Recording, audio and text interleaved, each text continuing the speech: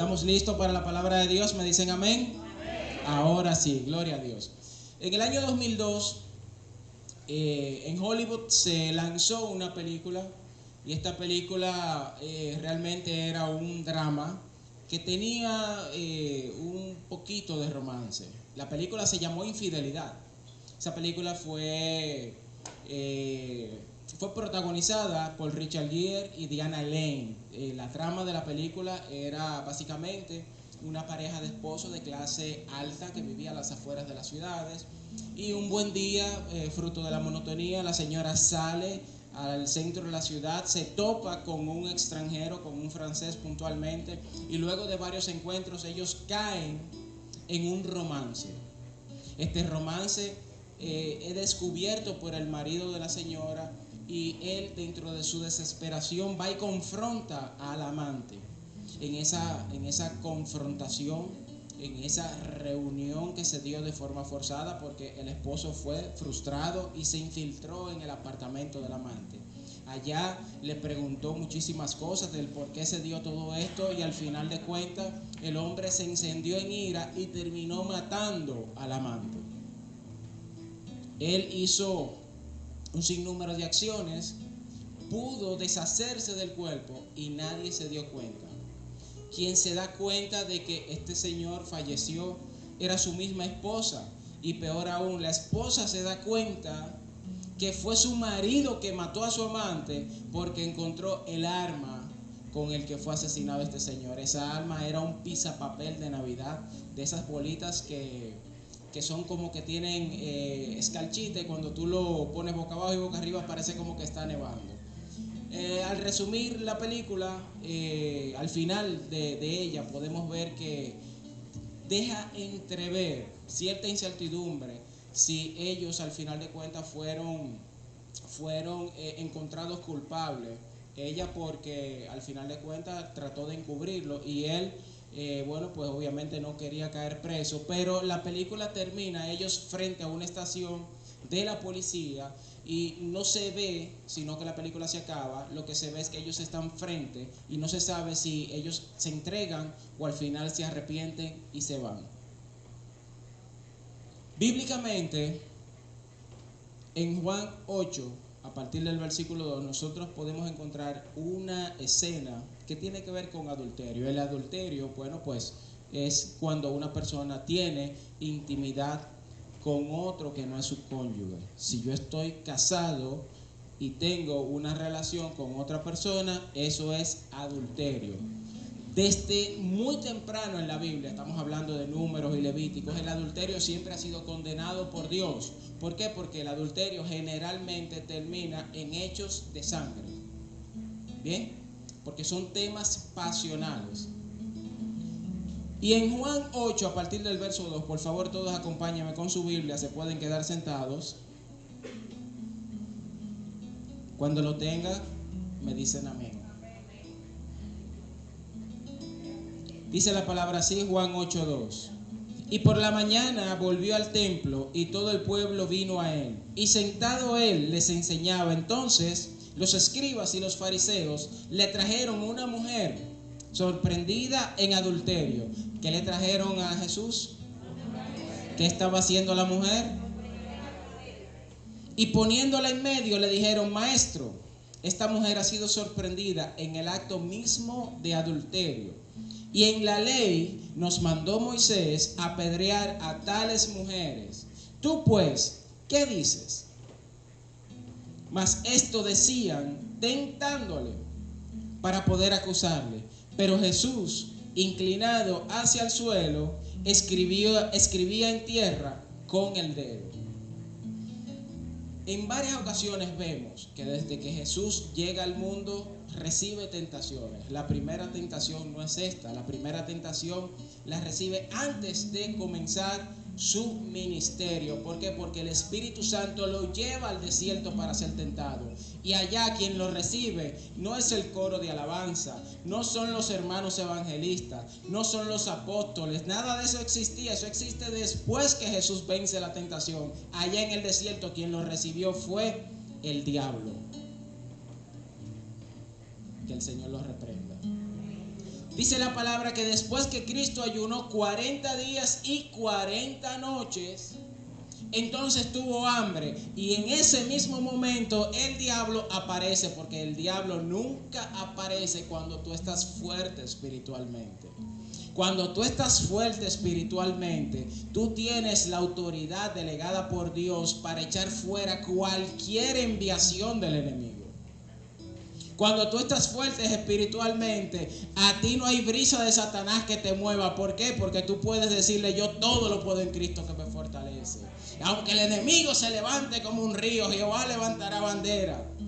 Pero cuando estamos débiles, entonces el enemigo aprovecha esa ocasión para tentarnos. Y Jesús fue tentado, así como tú y yo hemos sido tentados. Dice que después de 40 días y 40 noches, Cristo tuvo hambre. Y en ese momento aparece el diablo en escena y le dice: si tú eres el Hijo de Dios. Qué fresco es Satanás. Qué fresco es Satanás. ¿Cómo que si tú eres el Hijo de Dios? Él es el Hijo de Dios, amén. Cristo es el Hijo de Dios. Si tú eres el Hijo de Dios, manda que estas piedras se conviertan en pan. Y Cristo le dice sabiamente con la palabra: recuerda, Satanás, que no solo de pan vivirá el hombre, sino de la palabra que sale de mi Dios. Sino de toda palabra que sale de Dios. Seguido, porque no solamente tratarán de empujarte con violencia una vez, sino que lo van a hacer varias veces. Bien, seguido, cuando Cristo vence una vez, vuelve de nuevo el enemigo y lo agarra y lo lleva hacia el pináculo del templo. El pináculo del templo es prácticamente el techito más alto que tiene el templo.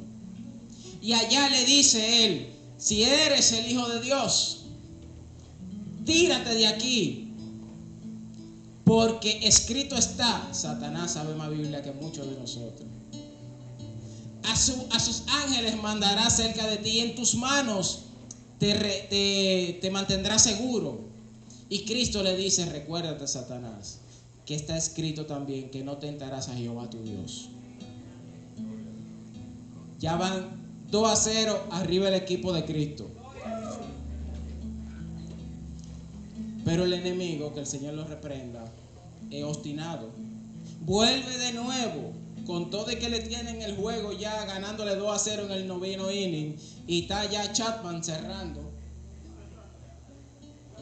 Chapman es el pelotero que tira la pelota a 104 y a 105. Es difícil verle la pelota a ese hombre. Y allá entonces le dice Cristo: mira, Satanás llama a Cristo a un monte alto y le enseña todos los reinos de la tierra, porque todos los reinos de la tierra son del maligno.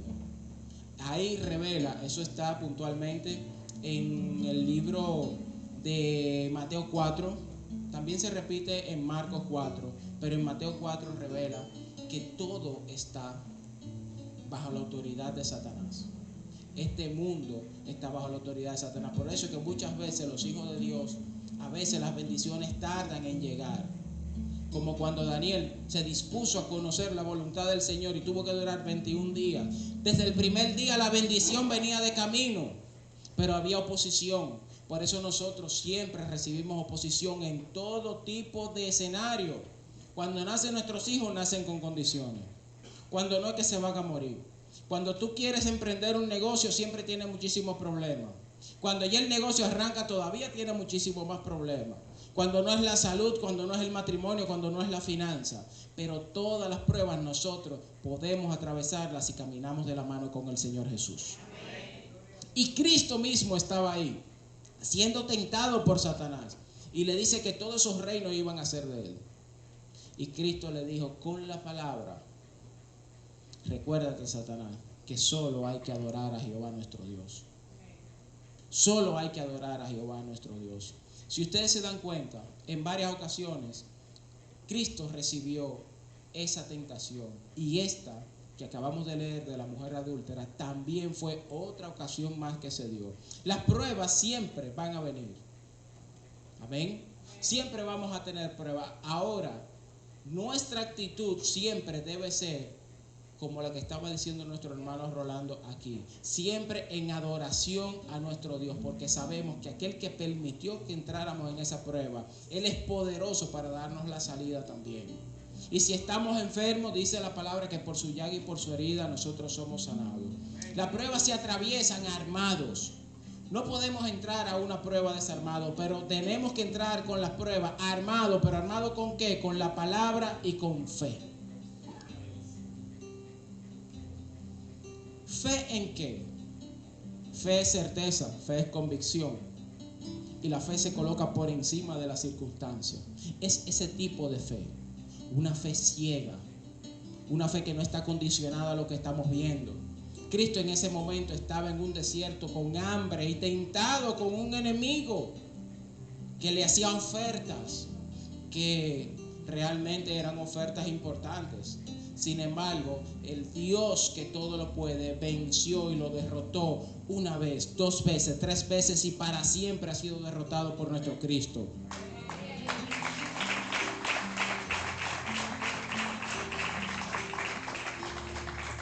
¿Cuál es la fe ciega? La que tenía Bartimeo. Bartimeo no veía y nosotros creemos, mantenemos nuestra fe en Cristo a pesar de que estamos viendo cosas que son contrarias a lo que estamos esperando. Bartimeo estaba junto al camino, dice la palabra. Oye, qué bonito. Él estaba en prueba. No veía, pero estaba junto al camino. Dile a alguien, ponte junto al camino. Que de repente el Mesías pasa y recibe sanidad. Bartimeo estaba ahí junto al camino, amén. Y cuando escucha un movimiento de gente, una bulla, pregunta, ¿qué es eso?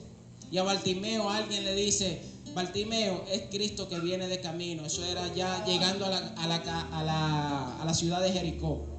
Cristo viene de camino. Y empezó ese hombre con una fe ciega, porque él no veía, pero sí había escuchado quién era el Hijo de Dios.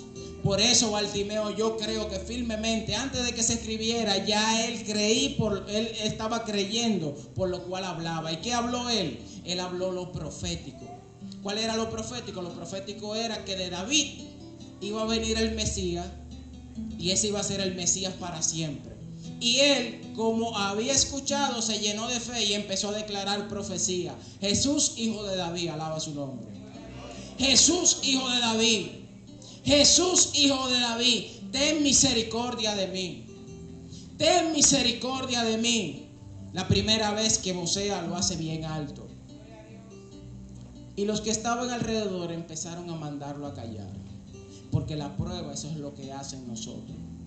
La prueba quiere mandar a callar la intensidad con la que tú clamas día y noche al Padre.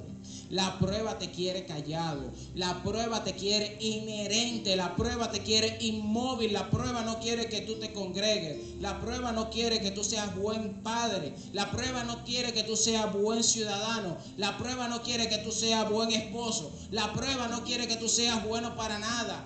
La prueba lo que quiere es destruirte.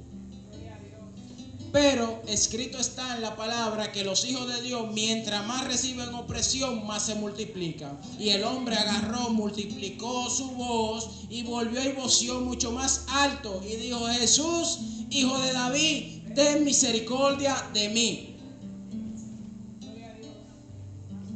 Eso es lo que se llama una fe ciega. Que no estaba amarrado a su circunstancia natural, sino que él estaba esperanzado de que su milagro podía suceder porque había un Cristo todopoderoso que estaba caminando por donde él estaba. En cualquier momento, si nos mantenemos junto al camino, podemos ser sanados por el Dios que hace todas las cosas posibles. Dice la palabra que Cristo lo mandó a llamar. Y cuando lo mandó a llamar, aquellos le dijeron, Bartimeo, ven que Cristo te está llamando. Dice que él soltó la capa, soltó todo lo que él pudiera tener en ese momento. Soltaste la amargura, soltaste la tristeza, soltaste la depresión, soltaste todo, porque cuando Cristo te llama, todo lo que nos ata se va. Yo me despojo hasta de mí mismo si Cristo me llama. Me despojo de todo, porque si me despojo de todo, dice él que vamos a recibir 100 veces más en el siglo venidero. ¿Qué quieres que te haga?, le dijo Jesús. ¿Qué quieres que te haga? Y él dice, Señor, que recobre la vista. Él tenía la respuesta ahí, en la lengua. ¿Qué quieres que te haga? Que recobre la vista.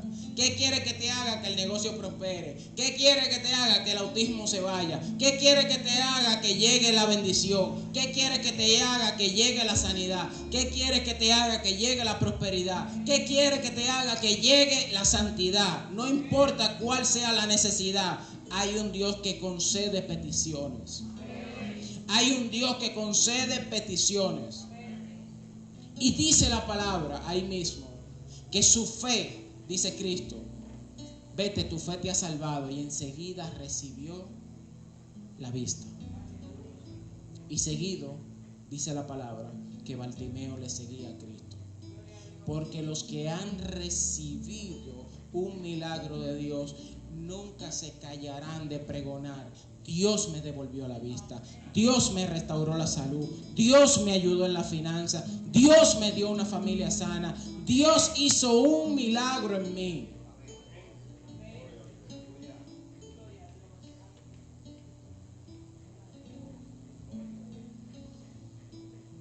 La fe hace que cosas grandes sucedan. La fe hace que el cielo obre a nuestro favor. Por medio de la fe de Jesucristo hay palabras que llegan reveladas.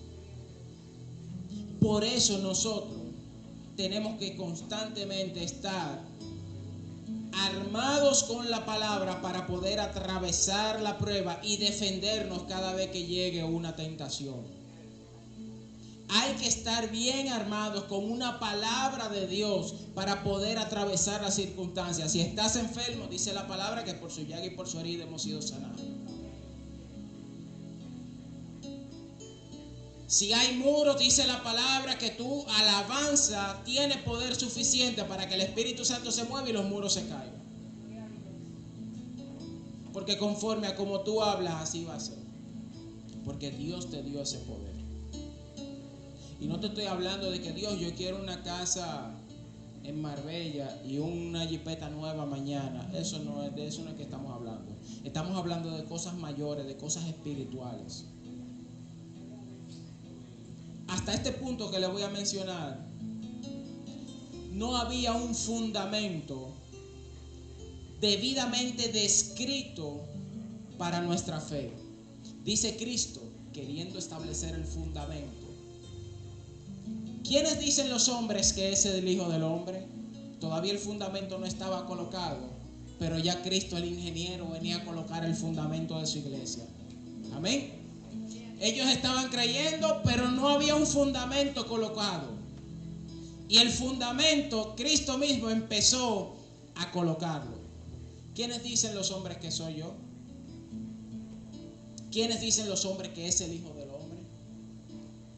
Y empezaron los discípulos a decir, bueno, muchos creen que tú eres Zacarías, otro que eres Elías, otro que eres Eliseo, otro que eres Juan el Bautista. Y Cristo entonces, terminando ya la obra del fundamento, empieza y le pregunta a ustedes, ¿quiénes ustedes creen que es el Cristo? Y Pedro dice, nosotros creemos que tú eres el Cristo, el Hijo del Dios viviente. Y Pedro en ese momento recibe uno de los halagos más lindos. Primero le dijo bienaventurado. Qué bueno es ser bienaventurado en Dios. Eso es doblemente bendecido. En ese momento Pedro no recibió una bendición material, pero recibió una doble bendición de parte de aquel que tiene poder para bendecir 2, 3 y 4 veces a su pueblo. El mismo Cristo le dijo, bienaventurado eres, Pedro, hijo de Jonás. Simón Pedro, hijo de Jonás. Y eso que tú dices no fue revelado ni por carne ni por sangre, sino por mi Padre que está en los cielos. Y sobre ese fundamento yo edificaré mi iglesia. ¿Cuál es el fundamento? De que Cristo es el Hijo de Dios. Amén. El fundamento ya estaba plantado a partir de este momento de que Cristo es el Hijo de Dios. Y también le dijo: a ti, Pedro, te voy a dar las llaves del reino de los cielos. Y ese fundamento que te fue revelado a ti es el fundamento donde yo voy a colocar mi iglesia, y ni siquiera las puertas del infierno van a prevalecer en contra de ella. Hermano, cada vez que usted esté en una prueba, recuerde que usted le está sirviendo a Cristo, el Hijo del Dios viviente. Recuerde que usted le está sirviendo a aquel que todo lo puede. No importa la circunstancia, tú tienes la llave de los cielos y tiene autoridad por Cristo para atar en los cielos y para desatar también. Y así como tú digas, Dios te respalda para que en la tierra se haga. ¿Qué necesitamos atar? A un jefe que está medio complicado, lo podemos atar. A un familiar que está rebelde, lo podemos atar. A un miembro de la iglesia que está medio complicado, también se puede atar.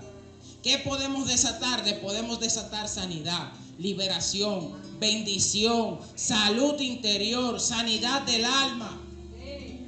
Y podemos desatar también vida eterna en el nombre de Cristo Jesús. Me gusta mucho esto, que Cristo le dice hijo de Jonás.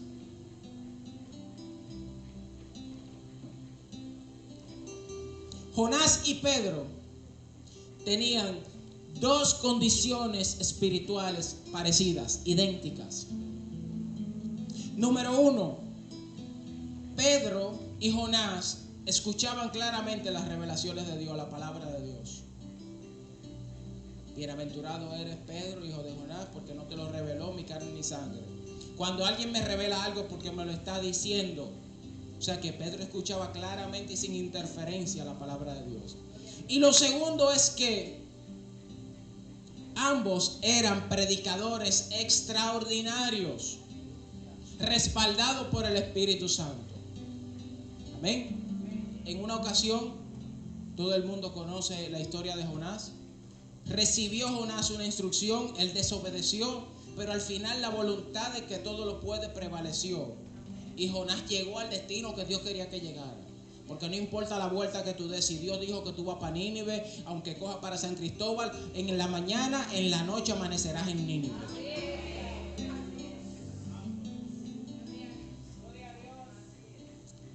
Y cuando Jonás llega a Nínive, oigan la similitud. Jonás recibe de nuevo la instrucción, le dice: vaya y predique. Un mensaje bien sencillo. De aquí a 40 días, Nínive será destruida. Ya. Libro de Jonás 3. Capítulo 3. Ya. ¿Qué más dice? Saltó, habló en lengua, profetizó, danzó, hizo un culto. De aquí a 40 días, Nínive será destruida. Y todos creyeron, desde el rey hasta lo más chiquito. Y el edicto del rey fue todo el mundo en ayuno y en silicio. Desde el rey hasta los príncipes, hasta los cabezas de familia, hasta los niños y las bestias. Todo el mundo en ayuno. Y dice la palabra que Jehová se arrepintió de la destrucción que iba a hacer. Porque nuestra actitud puede en un momento determinado hacer que el cielo cambie la circunstancia que viene para nuestra casa. Porque no es lo mismo una destrucción que llegue a una casa donde no tiene ningún tipo de seguridad que a otra casa donde hay seguridad. Porque donde está la sangre de Cristo, en la puerta de la entrada de la casa, allá no hay destrucción que entre. Ahora, si nosotros no tenemos la sangre de Cristo bien colocada en los dinteles de la puerta, pues la destrucción sí va a llegar. En el caso de Nínive, todo el mundo se salvó porque creyeron a un mensaje sencillo, un mensaje simple, un mensaje sin complicación, señores. De aquí a 40 días, Nínive será destruida, y todos creyeron.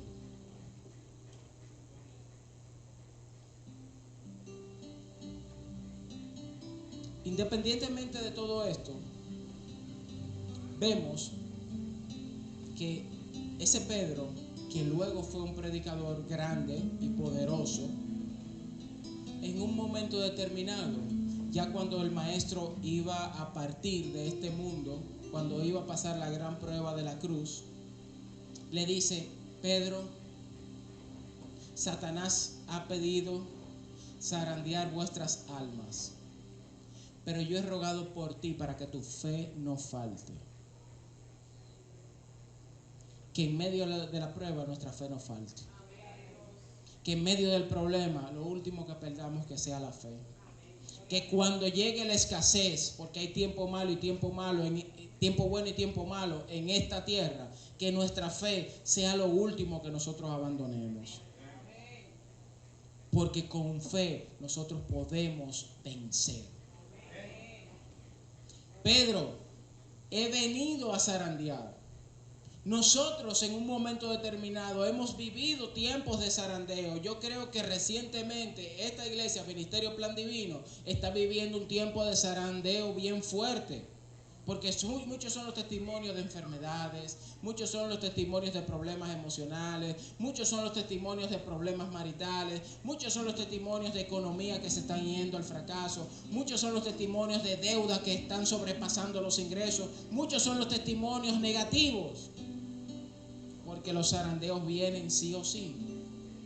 Los zarandeos vienen sí o sí, porque es necesario que todo esto acontezca. Dice que por medio de muchas pruebas y tribulaciones es necesario que nosotros atravesemos para recibir el reino de los cielos.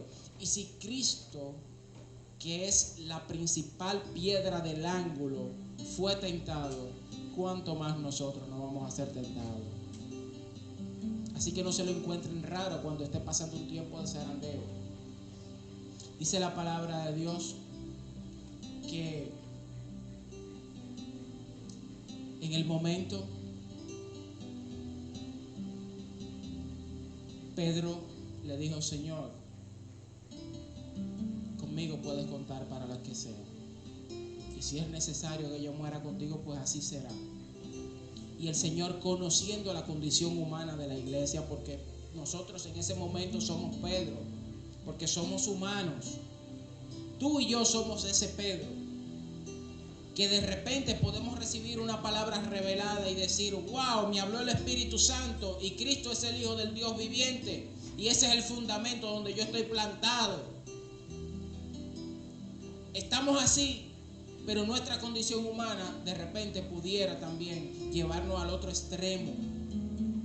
Pedro, que habló firme, le dijo al Señor que si era necesario él poner su vida también por Cristo, lo iba a hacer, como muchos de nosotros estamos dispuestos a hacerlo. Y Cristo, que conoce todas las cosas, ¿qué le dijo? Pedro, antes de que amanezca, tú me vas a negar 3 veces. Y así pasó. A veces nosotros negamos con nuestras acciones, con nuestros pensamientos, con nuestra actitud. Y penosamente a veces también lo negamos hasta con nuestras palabras. Volvemos y crucificamos a Cristo con nuestra forma de comportarnos. Pero Dios sabe que nosotros vamos a hacer esto, porque Pedro todavía no había negado y ya Cristo se lo estaba declarando. De manera que cuando tú te equivoques y cometas un error delante de Dios, vuelve de nuevo a tu camino, vuelve de nuevo a la casa del Padre, que vas a recibir redención y perdón. Ese Pedro se equivocó y negó 3 veces, pero ese mismo Pedro fue el que el Espíritu Santo utilizó para en 2 prédicas que se arrepintieran 8,000 personas. El Pedro que fue zarandeado, el Pedro que luego negó 3 veces al Señor, 3 veces lo negó. ¿Usted es cristiano? Yo no soy cristiano. Pero tú como que caminas con un tumbado de evangélico, rabacucu. No, yo no conozco a esa gente. Ven acá, tú conoces a Richard Esteban, yo no sé quién es ese bendito hombre. Dice que Pedro hasta lo maldijo. Yo no conozco quién es ese. Nosotros somos Pedro en un momento determinado. Pero Dios es tan bueno que esa condición Él la transforma si nos arrepentimos y agarra a ese que se cayó, lo restaura, porque 7 veces se cae el justo y 7 veces Jehová lo levanta, y ese que se cayó después se convierte en el predicador de multitudes para que mucha gente se convierta a los pies del Señor. Ese que pecó es el mismo que Dios va a utilizar para que cuando pase la sombra los enfermos reciban sanidad. Qué increíble es nuestro Dios. ¿Quién puede entender eso? Nosotros no, nosotros te tratamos bien hasta que tú te equivoques. Si tú te equivocaste y metiste la pata, te saqué de mi reino. Te saqué de mi reino. Y decimos la frase, no, varón, yo perdono, pero no olvido. Dice Cristo que por medio de su sangre, nuestros pecados, Él lo cubre, lo tira al fondo del mar y no se acuerda más de Él. ¿Habrá alguien que tendrá esa capacidad aquí? Yo no la tengo, pero yo doy gracias a Dios que Él es bueno conmigo y que es fiel a pesar de mi maldad.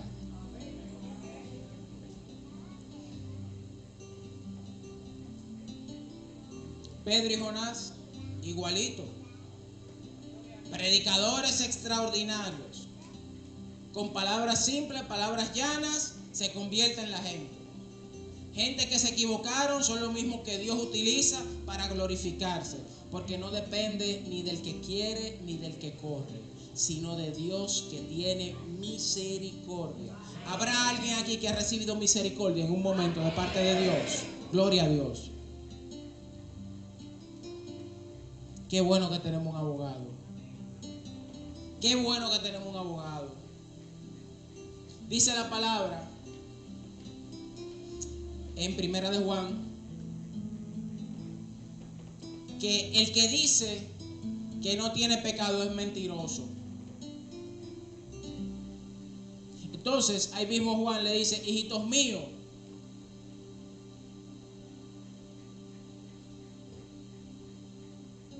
esta cosa se los he anunciado para que ustedes sepan que tienen perdón de pecado, y si pecan, para que no pequen más. Pero si pecan, abogado tenemos para con el Padre.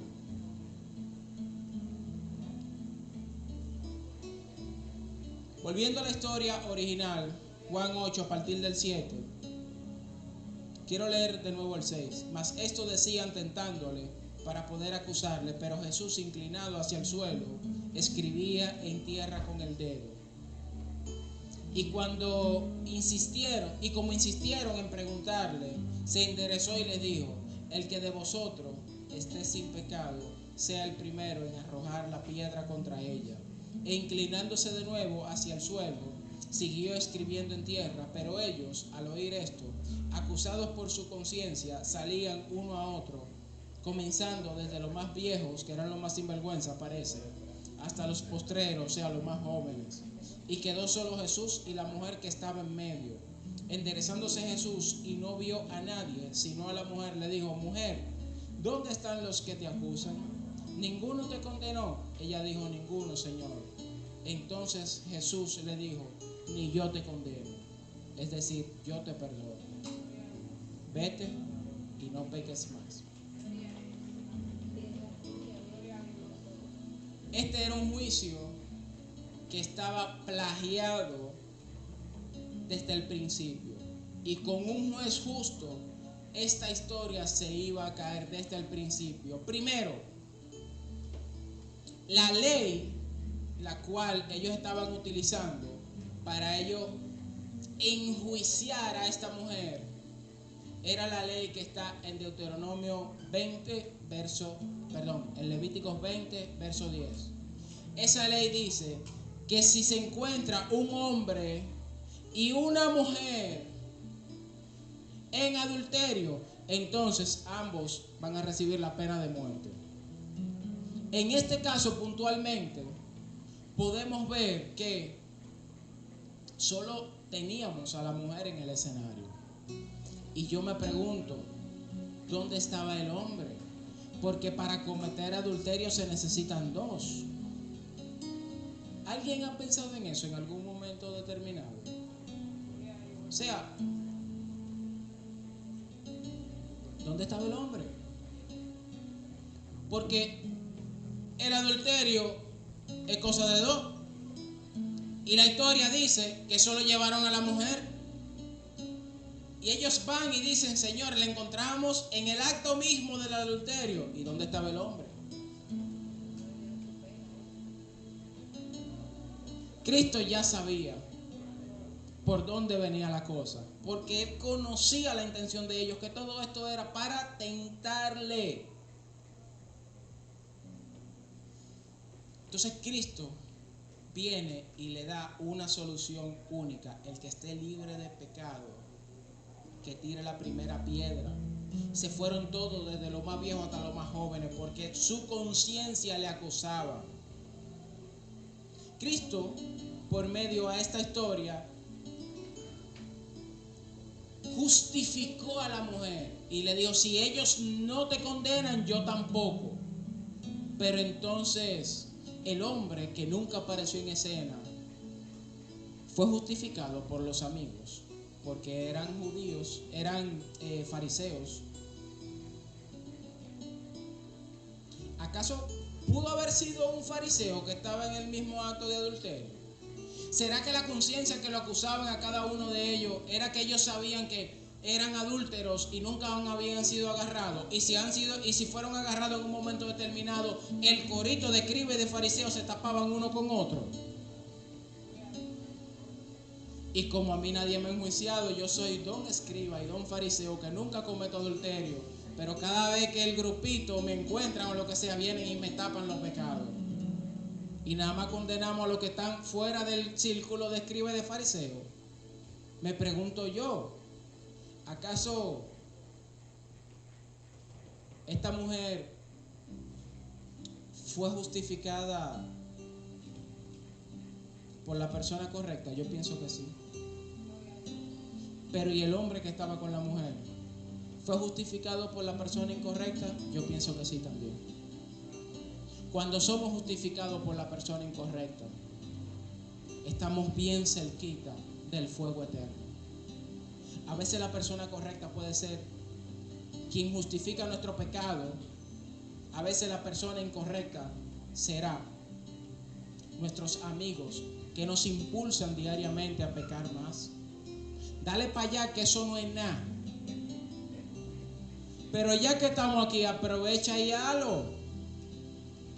Mi hijo, mi hija, pero todo el mundo está en eso. Dale, hombre, que eso no es nada. En la iglesia nadie lo va a saber. Ellos justifican nuestras acciones, pero son la persona incorrecta. Por eso es que cuando llegan al gran juicio, su conciencia los acusa. Por eso es que cuando estamos delante del Padre, no hay nada que podamos ocultar, porque cuando estamos en la presencia de Dios, solamente nos queda ser honestos. Y aunque tratemos de ser deshonestos, el mismo Espíritu Santo nos llama al arrepentimiento, porque Dios sí nos conoce a nosotros, por dentro, por fuera, por arriba y por abajo.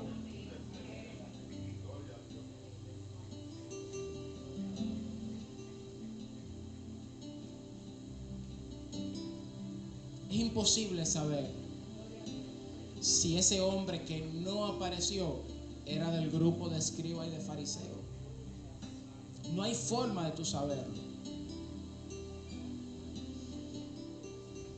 Pero él, que fue encontrado juntamente con la mujer, fue justificado por la persona incorrecta. Y la mujer, que no tuvo escapatoria, fue justificado por la persona correcta. El llamado a la iglesia siempre será ir al trono de la gracia para encontrar justificación, porque Cristo es el único que puede justificar nuestras acciones si nosotros vamos con un corazón humillado y arrepentido.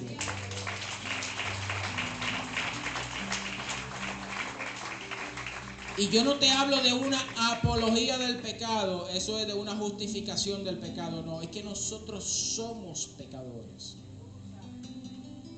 Somos, aún nuestros miembros, los miembros de la carne, nuestros brazos, nuestros pies, nuestra mente, nuestros ojos, todos los miembros tienen una ley que está amarrada al pecado. Estamos vendidos al pecado.